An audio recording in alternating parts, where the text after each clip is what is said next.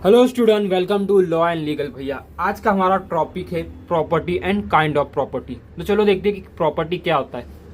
सबसे पहले देखते हैं कि एक इंसान होता है। ये एक इंसान है, उसका नाम साहिल है। उसने दो चीजें खरीदी एक ही टाइम पे। क्या खरीदी? पहले एक एग्जांपल मैं आपको बताता हूँ। घर खरीदा उसने, तो उस घर पे जो भी उसके राइट्स होते हैं, देखिए उसने एक घर खरीदा इस पर्सन से,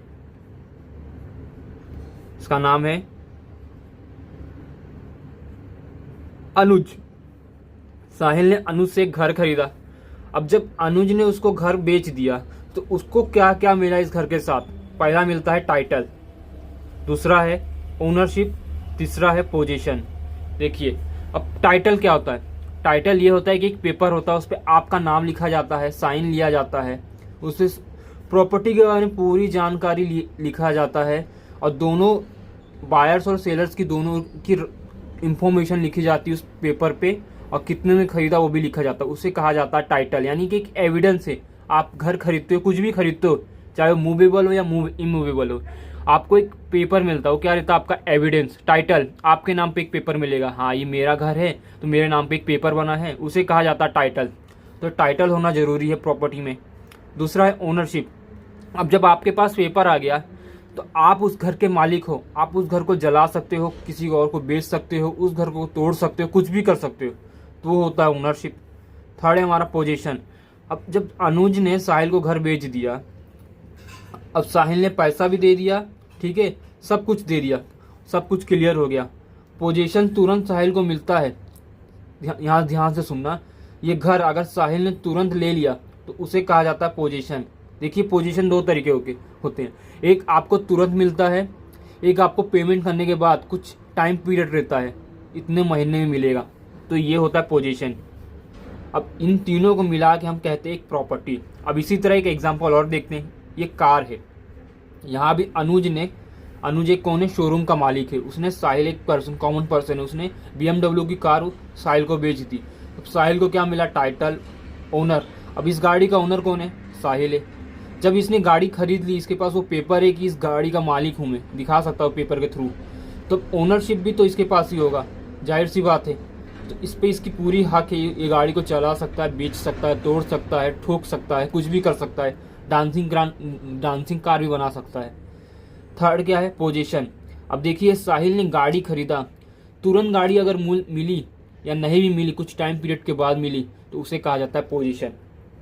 ठीक है। अब काइंड ऑफ प्रॉपर्टी देखते हैं।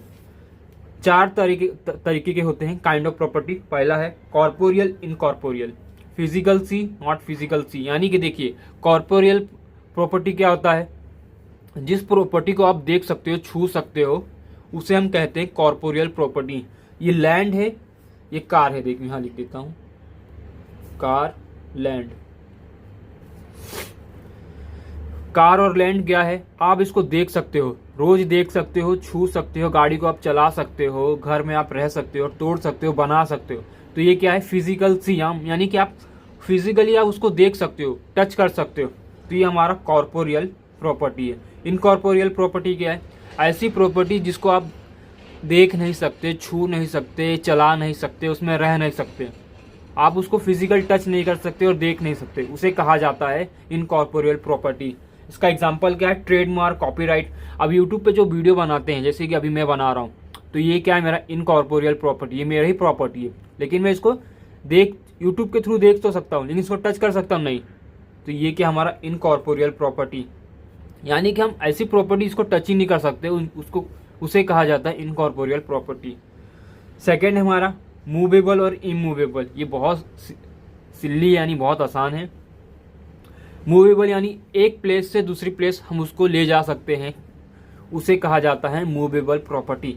हमारी गाड़ी क्या है? मूवेबल प्रॉपर्टी, क्योंकि ये दिल्ली से मुंबई जा सकती है, शिफ्ट हो सकती है, तो इसे कहा गया है मूवेबल प्रॉपर्टी। गोल्ड भी आपका है, पर्सनल यूजेज जितना भी सामान रहता है, महंगे जूते, घड़ी, ये सब आपका मूवेबल प्रॉपर्टी है।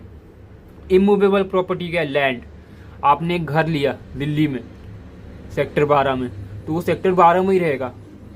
सेक्टर 14, 15 या तो मुंबई में नहीं लेके जा सकते उस घर को, क्योंकि वो किसके साथ अटैच है? लैंड के, अर्थ के साथ।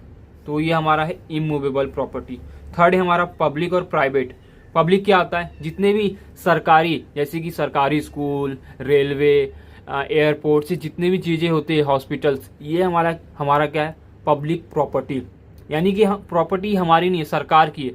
इसमें एक पर्सन नहीं, लाखों, पूरे कंट्री के, यानी कि एक कंट्री में जितने भी पर्सन रहते हैं उसको यूज़ करते हैं, उसे कहा जाता है पब्लिक प्रॉपर्टी।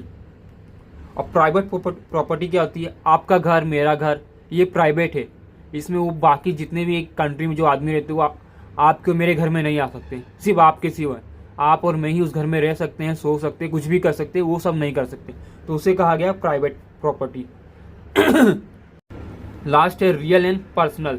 रियल और पर्सनल मूवेबल और इमूवेबल जैसे ही है। देखिए रियल क्या होता है, फिक्स टू लैंड, यानी कि हमारे जितने भी इमूवेबल प्रॉपर्टी होते हैं उसे हम कहते हैं रियल प्रॉपर्टी। हमारा घर हो गया, हमारा गोडाउन हो गया, जितने भी लैंड वाले प्रॉपर्टी हैं, प्लॉट हैं, लैंड है, बिल्डिंग है, अपार्टमेंट है, उसे हम कहते हैं रियल प्रॉपर्टी।